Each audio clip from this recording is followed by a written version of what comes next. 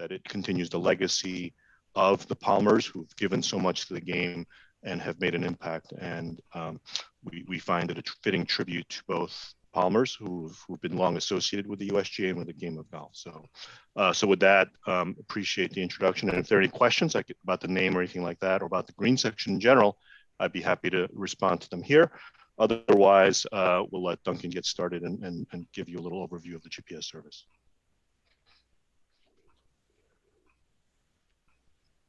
Thanks, Hunki. So I will jump in and kind of go through the GPS service. So the goal of the GPS service can be broken down into 3 sections. The first is the resource consumption. The goal of the resource consumption is to identify the high and low areas of the golf course so that maintenance team can have a better idea of how to allocate their resources. The second is the golfer experience. Through heat map tracking, the golf course has the ability to focus on where golfers are hitting the most so that they can evaluate and give a better golfer experience. The third is maximizing renovation. We know decision makers have a lot of things that go through their mind when they are making their decisions, and the GPS data really provides them that raw data they can use to support them when they're making those decisions. So to add a little bit to what Duncan was saying, so I think for course managers, course owners, you have a golf course, which is a significant piece of land. It's 150 to 200 acres for an 18-hole course, perhaps less, but the way you maintain and the way you allocate costs to provide maintenance to that land and the way it impacts your customers, your golfers is really a subject that is probably of interest to you, because you're spending a lot of money on maintaining that land and those properties, but they really shouldn't be maintained equally or uniformly across. So you have greens, you have bunkers, you have fairways, and even in those areas where you have different costs of maintaining those, you have areas that get more traffic or less traffic. Obviously, the areas of the most traffic have the biggest impact both on your cost and your golfer experience, because those are the areas that come into play most for golfers, and those are the areas that get the most wear and tear and could potentially be the worst conditioned areas. So by prioritizing your resources to be able to focus on the areas that cost the most and have the biggest impact on golfer experience is the goal. It's the most efficient way to allocate your limited resources on this land. But then finally, to find out exactly where those areas are, you need to have some good data.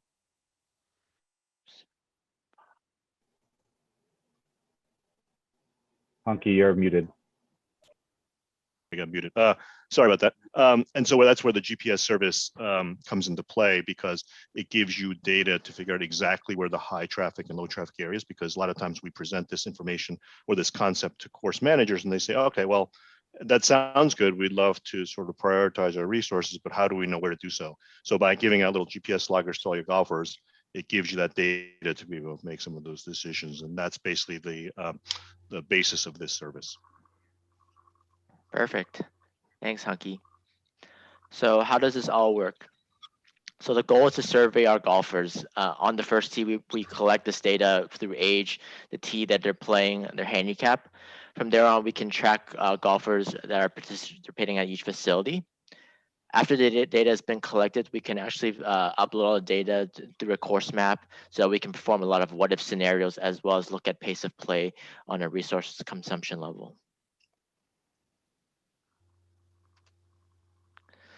So next, I want to just talk about the GPS service activation before I pass it back to Hunki. So when our staff arrives on the facility, they have these GPS loggers that they're going to distribute to golfers. From there, the golfer can decide if they want to clip it on their belt or keep it in their pocket. The only thing is that the GPS device needs to stay on their body, just so that we know where the golfer is going throughout the entire round. So this is just kind of a full layout from start to finish, from the conversation at the first tee to collecting the data to clipping the GPS, and then at the end of the round, collecting the GPS device. Hunki, anything I missed on that? Yeah. I'd give you a little sort of overview of how we came to that sort of process, which is So as I outlined previously, you want to be able to find out where your golfers are, because it gives you the best data for making some of these resource consumption and prioritization decisions. And we looked at a lot of different ways to collect this data. So you have a lot of different things. You have apps on your phones, but there's some limitations to that because not everybody uses it, and it drains batteries life. And some people, frankly, some clubs and others don't allow phone usage and things like that. You can have GPS carts, which are pretty good for collecting data, but that only tells you where the carts go, especially if you have days where cart paths only, and it doesn't go where people go on the green. So basically, you want a lot of this information to be able to get every single golfer on the course of a day. And these little GPS units are the best way to do that. Basically, it's a service is 200 loggers that Duncan and his staff will provide to hand out to your golfers, get them back, upload the data, and you can be able to get it either through heat maps or through tracks. So we've done this at a lot of different courses, both in a beta phase at our championships and at City of Toronto, as you'll see later, and a lot of different courses. And we found that this is the most efficient way of getting that information. And the service is basically the collecting of data through that. And we found the 200 loggers are a good way to get that data. You can do a lot more. We've done at courses where we went for a week or 2 weeks, got thousands of data points, and basically the heat maps look remarkably similar to getting just 200. So it's probably the best way to be able to get some of the information that you're looking for. I think I see it's Tag Marshal. Yeah, it is possible to get data through. We've talked to them through Tag Marshal. The difference is Tag Marshal has a limited number because it's based on pace of play. They have a limited number of tags. You have like 40 or 50 tags from Tag Marshal, probably, correct? Mm-hmm. Yeah. And you assign it either to a caddy or one player. For the purpose of the resource management and the resource prioritization, you get an idea of where one golfer in that group goes or where the caddy goes. What we're trying to do is decide where every golfer goes. So it is possible to get the data, but we can sort of talk through how we can do that. So we've done it with that in the past. We find the tag is actually pretty good for real-time monitoring of pace of play. It tells you where currently things are on the golf course. But if you are looking to do it for resource management, you need a lot more data points. So that's basically the difference. So we can talk more. For sure. So let's jump in and talk about just the GPS service dashboard. So once the data has been uploaded, the facility can look at their golf course and look at all the scenarios that they have in place. From there, they can click on specific features of the golf course and really look at the cost analysis that are affiliated. This can be broken down to the labor costs, material costs, as well as their equipment that they use. Just do keep in mind that this is a US dollar figure, but can be easily converted to unit costs. I also want to say that this is the default. This is what comes up when you first log in.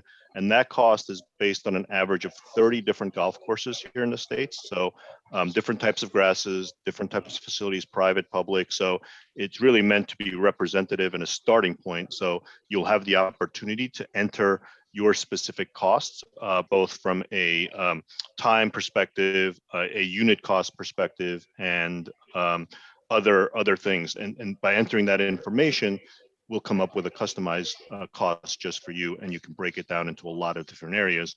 But if you purchase a service and log in for the first time, you'll see that the number is there. It's not going to be customized for you. Just keep in mind that it's a default and an average. Yep.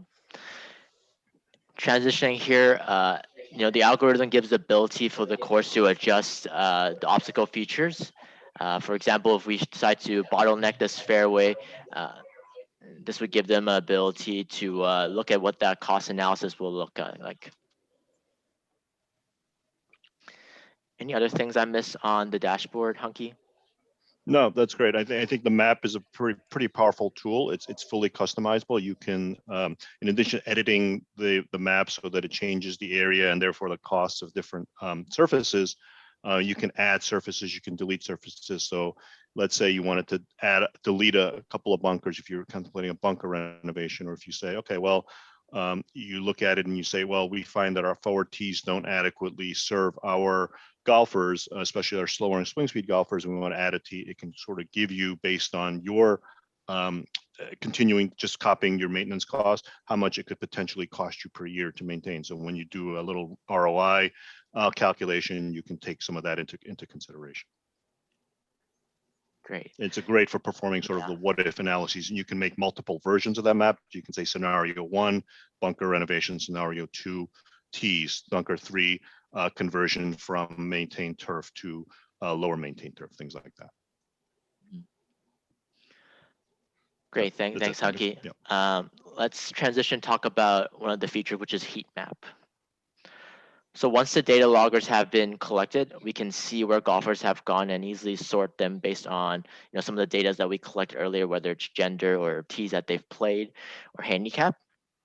From there, with the heat map, we can see in red where the high traffic area is, as well as in blue, the low traffic area.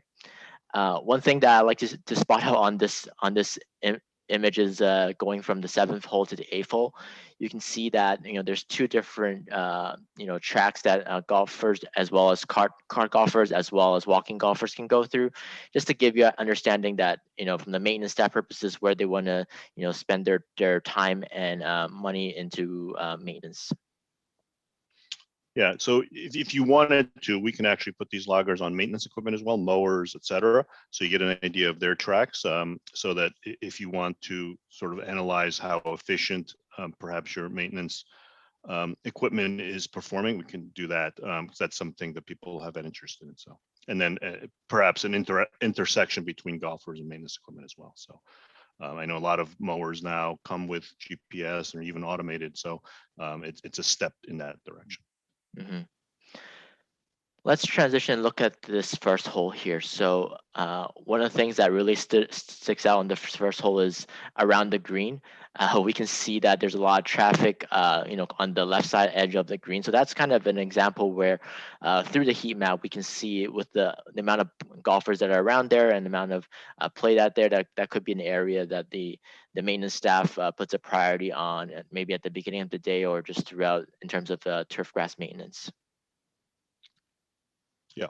One other thing I could potentially add there is that we now have the ability to track hole locations from day to day on this. So let's say you do this for 3 or 4 days and you move around the hole locations, you may get it, you will be able to get an idea of how a different hole location could impact the path that people take to and from greens, onto greens, et cetera. So it's an interesting correlation that we can make, and it could be part of the analysis that we provide.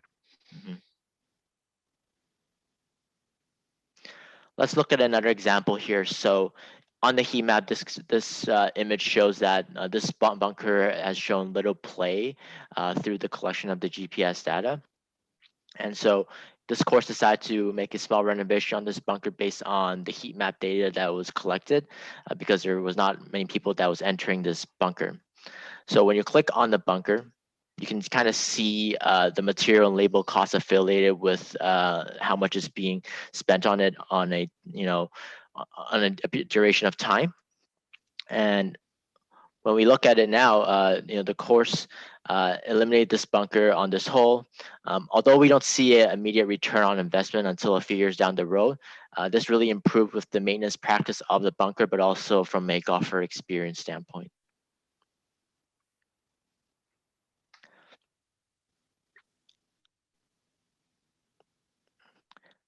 Anything I missed on that, Hunki, with heat map? No, that was great. I think it's important visual to show sort of the before and after and how the data was used to make a change to the course. The course, that course was actually a municipal course in Colorado that used the data to make several different changes, including a couple for pace of play. Mm-hmm. Awesome. Thanks for that. Let's transition, talk about another feature of the GPS service, which is tracks. Tracks is another way we can visualize where golfers go and not go. We can see where the high and low areas of the golf course is. This again helps with golfers' experience and maintenance efficiencies. One of the things that I like to highlight here is that a course in Florida was spending over $1 million in irrigation turf. But using the tracking data, they were able to redesign over 41 acres of this turf that was getting little use. This really helped with the course in terms of anticipating some of the budgeting by more than over $300,000 per year on the irrigation system. So, you know, this is another way we can visualize, you know, the GPS data. Yeah, the two different options could be probably used together to figure out. This one is especially good. The tractor, especially for figuring out which are the areas that receive little to no traffic. Whereas I think, and that's really best for determining whether a certain feature should be taken out, such as bunkers, or the best areas for removing or reducing the amount of maintenance on a turf. Whereas the heat map is probably best for sort of figuring out, like, let's say we have taken some costs away or reduce some costs here. Is there a way to allot more to other areas so that they get the attention they need to be able to provide your golfers with the conditions they've come to expect from your course? So my recommendation is to use both to figure out areas where you can prioritize your resources most efficient. Thanks, Hunki. So let's talk about another feature, which is pace of play. Through pace of play, the facility can pull up these dashboards to look at some of the data that they've collected from the GPS service. We can look at how much time groups are per hole, as well as compare walkers versus riders, as well as look at group time in terms of how each group's total number of time that they play a round. So these are another way we can visualize how golf courses are being set up as to help with golfer experience. Yeah, correct. So a lot of the pace of play work that we have done at the USGA, and I know that we presented in various conferences, both nationally and regionally, is that we feel that the golf course managers have a significant portion or a significant responsibility in sort of solving pace of play issues, which is to say that by setting up the course properly, whether it's through maintenance, whether it's through architecture, placement of tees, et cetera, by figuring out where some of the bottlenecks are and where the issues are, you can sort of improve the flow, and then it makes it a lot easier to identify some of the golfers who may be causing pace of play, instead of reflexively going to golfers first to say, hey, you're responsible for pace of play. And that's what I think Tag Marshall does a good job of doing, is once you've set up the course the way you feel it should be, it helps to keep track of those things. And so I think this is a good diagnostic tool, whereas perhaps something like Tag Marshall is a good way to monitor day to day off of that diagnostics. Hunki, thanks so much for sharing your thoughts on the GPS service. I'm going to transition and pass it off to Craig and Gordon to talk about our study that we did with the City of Toronto. So Craig, take it away. Cool. Thanks, guys. Yeah, I don't think this should take too much longer. We also have a Q&A period for everybody after as well, but maybe just some background on what we had set up with our friends at the City of Toronto. And, you know, obviously all of those tools that you just, you know, reviewed and heard about from Duncan and Hunki, you know, pace of play is obviously a concern for every facility and golf course, but you know, one of the busiest, some of the busiest golf courses in the country are right here with the City of Toronto, you know, who I think collectively over these 5 courses, you know, if we get open here soon, I'll bet you that they crack 200,000 rounds over their 5 courses. So this pilot Trebsky and his team at the City of Toronto was, you know, important on for both our sakes. You know, as a partnership, you know, we wanted to test the product and the partnership with the USGA, but also provide a, you know, a robust service for the City of Toronto and the City of Toronto golf courses. So very important on those fronts. And so when we embarked on this project, what we did, you know, Duncan explained a little bit about it. What was that, you know, we kind of spearheaded it at Golf Ontario, and we provided the service for the facility. So we were the ones that were distributing the GPS devices and collecting the demographic information, and also inputting all of that into the dashboard. And we will continue to do that as a service throughout this summer, you know, through our staff. And so that's something that we're happy to provide as part of this project and this partnership. Next slide there, Duncan, please.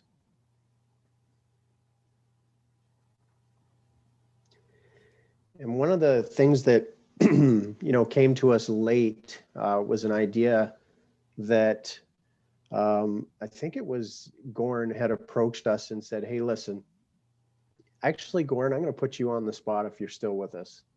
I'm here. If you don't mind, I'll take over from here, Craig, on this one. Absolutely, yeah. Let's hear Okay, it from great. the source. Yeah. So as part of the mayor's initiative back in the fall of 2020, we had this Welcome to Winter program, and he approached every division, city division here in the city of Toronto, and said, "Hey, how can we get more people outside, more of the citizens outside and recreating and doing some physical activity, you know, for their physical well-being and also for their mental well-being?" So golf operations here really stepped up to the plate and was a key part of Parks Toronto plan for this Welcome to Winter program that the mayor tasked us to do. And so what we did was we thought of coming up with these snow loops, you know, on all 5 of our golf courses. Like, nobody really knew the golf courses were open in the city of Toronto over the winter, but we're a 12-month operation. We didn't do a really good job marketing it or advertising it with the little marketing and advertising dollars we had. So we thought, hey, this is a great opportunity to showcase our golf courses over the winter, get people outside, get them to actually doing something. So we approached Craig and said, "Craig, how can we put together snow loops at all 5 of our golf courses that someone can come down and, you know, either walk or cross-country ski or snowshoe through our golf courses, and let's not impact the golf courses. Let's have it as low impact as possible so we can open on time with very little damage to the golf course." And that's what we tasked Craig and his team to do, and they came back with a great plan for us. Highly used, very well received, you know, by the public, by the mayor. And at one point we were called the savior of the Parks Department here for, you know, for giving the citizens something to do. We did open up more parking lots across the city and some more trails across the city, but this actually gave somebody something to do in the winter here in the city of Toronto. Yeah, and in talking to Goran just recently, I mean, I would love to take full credit for this, but I believe that it was Hunki and one of his data scientists that said, you know, we could actually use the GPS units as a byproduct of knowing where the golfers are going, how to create these loops in a very, as Goran said, very unobtrusive way to golf when it comes back into season. And Goran, you said to me, I think it was last week, that the turf really seemed to come through the winter very well, even though you had those walking and snow loops set up. You want to maybe speak to that? We came out through the winter with no damage to the turf from all the people that were on the course using our course to walk and snowshoe and cross-country ski. So, you know, you guys did a fantastic job on designing these for us, keeping the public on our cart system and on the rough, and, you know, not touching the greens and the tees at all. So it was really good. Cool. Okay, Duncan, maybe next slide. So the next phase to the project is, now that we have all the dashboards set up, is to, and Duncan and Hunki referred to this earlier, are the what if scenarios for the city of Toronto and what it means for, you know, the golf impact and potential maintenance changes and upgrades, and, you know, refocusing on areas that are high traffic. So it may not just be strictly a cost savings thing. I'll give you one example here. You can see in that slide, that's the second hole at Don Valley Golf Course, which is also one of the busiest courses in the country. And you can see that there's a bunker there. It's about 15 yards short and left of the actual green.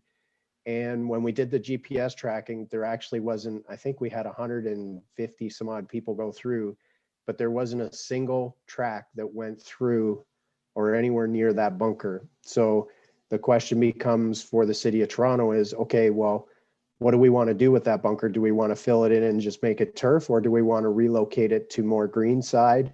And then some of the things that they'll, discuss amongst themselves is, okay, well, that's probably, if we make it a bunker that covers more than half the entrance to the green, there's going to be more players in there. That doesn't help with playability. That will impact pace of play. These are all things that you can now, surgically make decisions on, because you've got data-based decisions that you're not guessing, right? So I think that's a real win. And Goran, do you have anything to add to this slide, or? There's, as Craig said, there's two things that are in play for us. So we do want to make the courses more playable. Pace of play is very important for us. And a Don Valley Golf Course, when we're at an 8-minute interval, was at over a 5 hours and 20-minute round. Going to a 10-minute interval, we're at about 4.5 hours now. So that's fantastic for us. A lot less complaints. We do want to make it more playable. We do want to make it more challenging. And one of the interesting things at Don Valley is we're trying to lengthen the golf course. So we're trying to find areas to grow the golf course and maybe gain about 400 yards at this golf course. So currently we're trying to input all our costs in and see where we can lengthen the course at 5 or 6 different holes. But also we have a different task as well in the city of Toronto. So we are the city of Toronto, and we try to make things open and transparent for everybody. So we are also looking at non-traditional use of the golf course. So on top of everything we did in the winter, we're looking at maybe in the shoulder seasons, maybe some kind of 5K, 10K run through the golf course. So same sort of idea. Or we're looking at a lot of different things, but with the tracking tool, at least those two things. I don't want to share too much and give everybody all of our ideas away, but there's a lot of, and I'll share one more, even some kind of maybe a nature walk. So partnering with our Toronto Region Conservation Authority, there's fantastic things here at Don Valley, especially at this course. So we have bat houses. So do some kind of bat walk with the TRCA. We can hear all the different bat calls. We have wonderful nature here at Don Valley. So almost doing like a scorecard, and what plants did you see? What animals did you see? And have a guided tour before any golfer goes out. So interesting things like that this tool is helping us with, not just reshaping the golf course and tracking our costs, but also non-traditional uses of golf courses as well. Yeah, I'll tell you what, we at Golf Ontario and Golf Canada love about that, Goran, is you may be bringing people who are non-golfers to a golf course, and we love that, because there's an opportunity for them to experience the golf course in a different way and maybe get exposed to golf, and they may try it as a result. Exactly. We love that. Yeah. So I think Brett, could I add one thing? Yes, there, Hunky, please? absolutely. Yeah, absolutely. Sure. So I think one of the things I'd like to emphasize is that you get access to the tool, and Deacon has been mentioned a lot, but you also get access to some of the other resources we have here at the USGA. So when we were, and Craig mentioned this, is when we were working with Craig and the city on analysis of the course to make the cross-country trails, we brought in a couple other people to help us with that. One, he mentioned the data scientist, Stephen States, who was crucial in it. So like with any other tool, the data that you put in is crucial for the data you get out. So he makes sure that the data is good and make sure that we process correctly and things like that. And the second thing is we brought in the consultation of one of our agronomists. We have 11 agronomists around the country that in normal times we would actually go to make visits to Canada. And Zach Nicoludis, who is based in Ohio, was brought in, and he's available to provide a little consultation to go over some of the data with any of the courses, is to say, okay, well, now they're looking at this, I would recommend doing it here, here, here, based on some of the turf and things you'll see in the spring. And I think without his help and his assistance, we may have run into some issues when Goran mentioned opening up and not having any damage or anything like that. So he is a resource to have a lot of different things that we have that would support the use of the data and the use of the tool to make decisions. So just wanted to mention that you're not just getting the tool, you're getting some USGA resource and support as well. which we certainly appreciate, Hunky, because obviously Golf Ontario is an expert in any of those areas. So, and this last slide, just, you know, Hunky, when was the date of this? In February. So just a couple months ago, there was an article that was written on behalf of the Green Section and USGA that was published. And I think it was a twofold: one, to explain the partnership and between the City of Toronto, Golf Ontario, Golf Canada, and the USGA, but also bringing in all of those partners together to create these ski trails and snow loops. But also, I think, you know, correct me if I'm wrong, Hunky, I think the idea was to use this to not only show the cutting edge thinking behind creating these alternate uses or winter uses for the properties, but maybe to use that as a beacon to show other facilities across the world that, hey, look, you know, that there are, this tool can be used for much more than just, you know, resourcing for golf courses. It can be also used in such a way, a byproduct to create these friendly trails and alternate uses. Sure. Which I think is a great win. Absolutely. Whether you're a municipal course, private club, daily fee, whatever, I think the more people you can get on to come to visit your course for not a lot of different reasons, it can't hurt you in any way. So that demonstrates that. And then I think Duncan added, we just had a article about Deacon in 2 issues ago for Global Golf Post, which is a weekly digital magazine here based in the States. Sort of talked about Deacon and then gave the example of our the engagement between us and Golf Ontario and City of Toronto at the golf courses as an example of how data could be used to create impact in all areas and not just golf. So that's, I mean, that's it for our side. So Duncan, I'll turn it back over to you, but maybe just hit everybody that's online with us right now, what we did and how many facilities we have signed up so far this year, and maybe how they can get involved, and open it up to Q&A. For sure, Craig. Thanks so much. And before I share that, I just want to give a quick summary of our presentation. We know many golf courses are operating with a smaller maintenance staff with the challenges of the pandemic.